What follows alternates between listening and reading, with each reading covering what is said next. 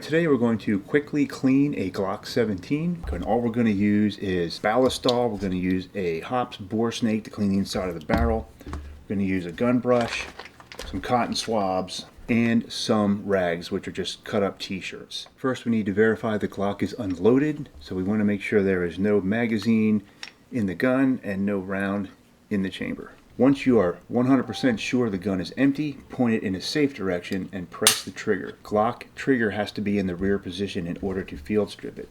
Then hold it like this, pull the slide back just slightly, and then grab hold of both takedown levers. Hold them down, let go of the slide, and push it forward. It comes right off of the frame. Press the recoil spring and guide rod a little bit and pull it up. That comes out. Press on the barrel from the bottom and the barrel will lift right out. Now we are ready to clean each of these pieces. I'm going to put some paper towels down on my gun mat so I don't get oil all over my gun mat here. Also, even though Ballistol is skin safe, I would highly recommend using nitrile gloves. I'm not going to use them here only because it's a little easier for me to manipulate these pieces to show you what I'm doing and to operate the camera. So the first thing I'm going to do is kind of show you the inside of this barrel. You're going to see a whole lot of particles. Got particles of copper, lead, carbon, all kinds of stuff in there that we want to clean out. So we're just going to spray Ballistol right into the barrel. And it's going to foam up, which is going to be good because it's going to start dissolving all the crud in there. Then we're just going to spray the outside of the barrel, both sides.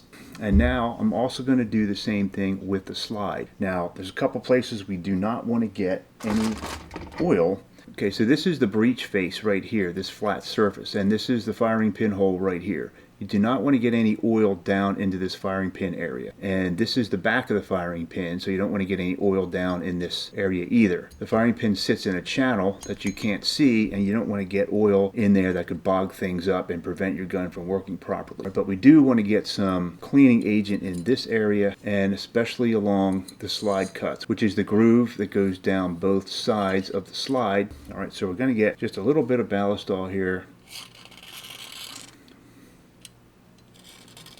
Going to get a little bit inside the grooves, just a small amount. The Ballistol is going to kind of spread out a little bit. A little dab here, a little dab here, a little dab inside. Then I like to take the gun brush and just kind of spread that around. Get a little Ballistol in all the areas that need to be cleaned. Just a little bit on the breech face. Don't want any to drip down inside, but a little bit on there. Alright, now that Ballistol is going to go to work on the slide, so we're going to set that aside. Same thing on the frame. The frame isn't nearly as dirty as the slide, so I'm just going to put a little bit of Ballistol on each of the frame rails here because they need to be clean. I'm going to put a little bit down in here. Any of the metal parts, just a little dab there on the trigger bar here. And then again, we're just going to kind of spread that around. Going to get a little of the Ballistol on all the metal parts if you can. Going to wipe most of that off, but the Ballistol is going to remain behind as a residue to help keep everything from corroding and to keep everything nice and coated with a little bit of lubrication. Alright, so we're just going to leave this sit as well.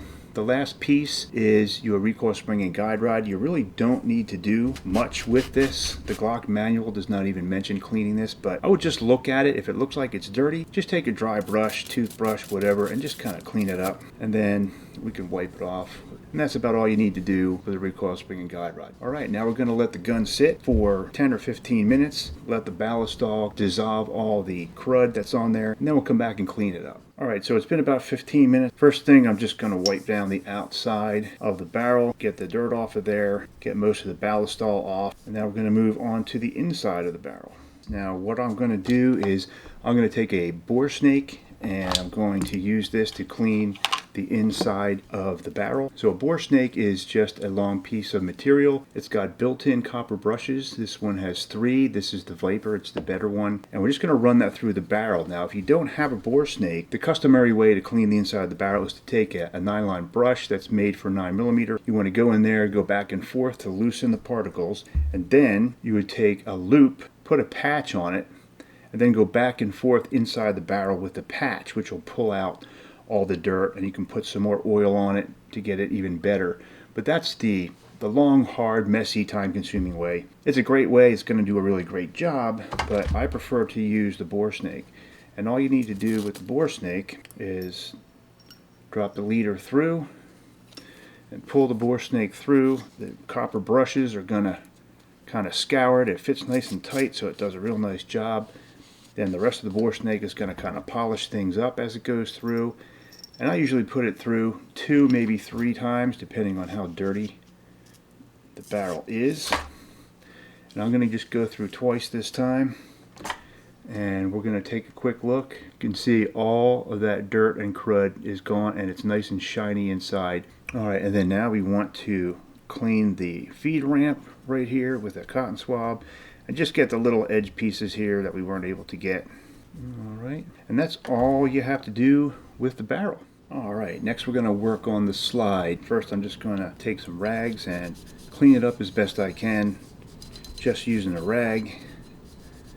Push it down in there and get as much as I can off of there. In order to get in some of the tight spaces, you can just throw the rag over there and then use a brush to kind of push the rag down into the grooves. The bristles of the brush will push the rag right down into the grooves to get tight spaces, especially in the slide cuts along the inside. You can push it down in here, and don't forget to get the breech face pretty good there. And once you got it as good as you can that way, get some cotton swabs. I love these cotton swabs. They have a pointy end and a regular end, so the pointy end fits perfectly in these slide cuts.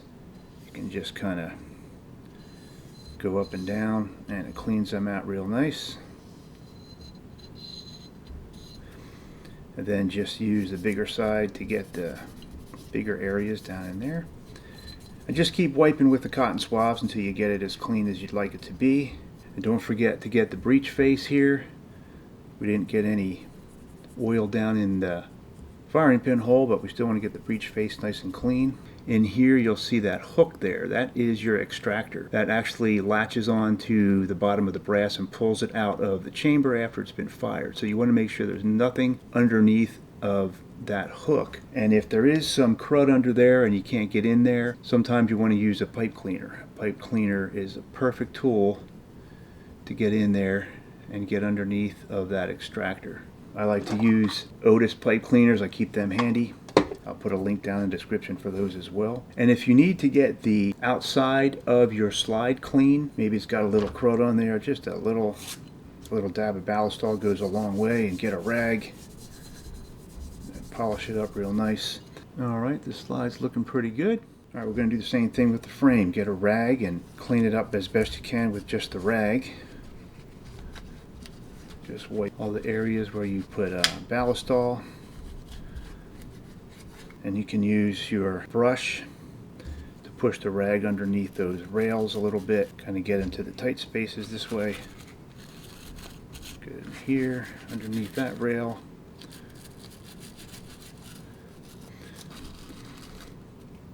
You can send a rag down through the grip to kind of clean any crud that might be in the grip. Just give that a good wipe down. And then move on to your cotton swabs. Use the pointy end again. Get underneath these rails.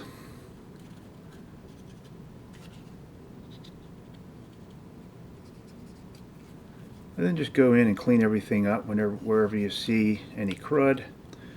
Alright, that's cleaned up pretty good. And if you need to get the frame there, a little Ballistol on the frame. Ballistol's safe for polymer guns.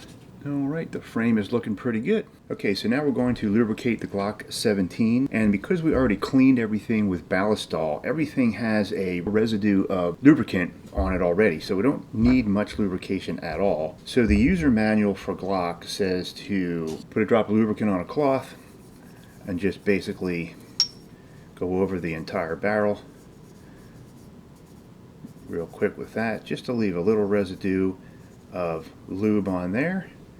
That's about it for the barrel. Now on the slide, there's a couple places we want to lubricate. One is down in this area here, and that is because that's where the barrel slides back and forth. So again, one drop on a rag. Just get a little lube down on that surface.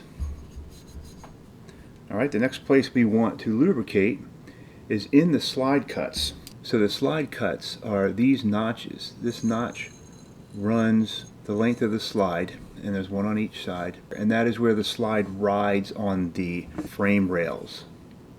So we need to get lube down in that slide cut or in that notch. So there's a couple ways you can do that. You could take one little drop of lube to go in there and then kind of take a brush and spread it up and down just to make sure there's lube up and down that slide cut. Or you could simply put some Ballistol on the tip of a cotton swab and just kind of run that cotton swab down the slide cut. Wipe up any excess. You don't want too much in there. And one more place on the slide is to do the barrel opening, where the barrel slides back and forth through that opening. And one last place is on the frame, and that's going to be where the trigger bar meets the connector, which is this spot right here. I'm literally just going to drop what's left over on the tip here. Just drop that in there, and that is where the trigger bar and the connector slide against each other to fire the weapon. Alright, now we're done lubricating the Glock, not much to it, using Ballistol.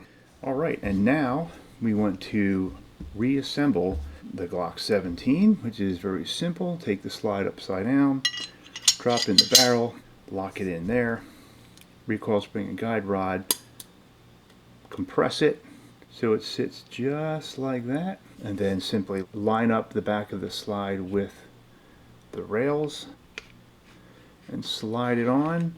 Be careful when you get to the ejector.